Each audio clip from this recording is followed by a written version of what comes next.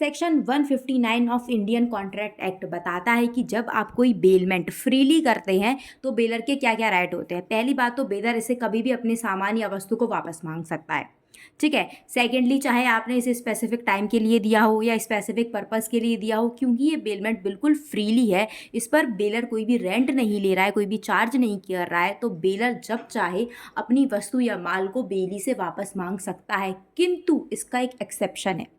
बेली ने आपकी बात मान के आप पर भरोसा करके कुछ एक्ट कर दिया है या कुछ भी ऐसी परफॉर्मेंस कर दी है, क्योंकि उसे लगा था कि आपने उसे स्पेसिफिक टाइम के लिए दिया, स्पेसिफिक पर्पस के लिए दिया, तो आप उससे वो माल वापस नहीं लोगे, और उसने उससे कुछ भी एक्ट कर दिया और आपके माल वापस लेने से उसे कुछ नुकसान हो गया, बेली को कुछ नुकसान हो गया है। क्यों? क्योंकि बेलर ने अपना माल वापस ले लिया है, तो फिर उसे जो भी हानि हुई होगी उसके लिए बेलर को क्षतिपूर्ति करनी होगी। यहाँ पर बेली का राइट बताया गया है कि जब बेलमेंट फ्रीली होता है, जब बेलमेंट फ्रीली भी होता है, तब भी बेली को राइट होता है अगर उसे कुछ नुकसान हो गया है, क्योंकि उसने बेलर पर विश्वास करके कुछ भी एक्ट कर लिया या कुछ भी परफॉर्मेंस कर ली जिससे कि उसे नुकसान हो गया, और क्योंकि बेलर ने उसे वापस ले ली। तो इस वाले सेक्शन में दोनों के राइट बताए गए हैं। बेलर का भी ये राइट है कि वो जब चाहे अपने सामान को वापस ले सकता है, क्योंकि ये बेलमेंट ऑफ जो कॉन्ट्रैक्ट ऑफ बेलमेंट है ये फ्रीली हुआ है, ठीक है।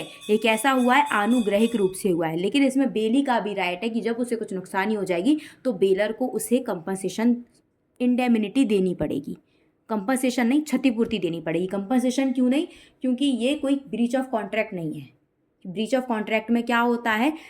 कंसिडरेशन होता है। यहाँ पर कंसिडरेशन नहीं है, फ्रीली है, तो यहाँ पर क्षतिपूर्ति देनी पड़ेगी। और अच्छे से जानने के लिए रेडी वीडियो पर क्लिक करें।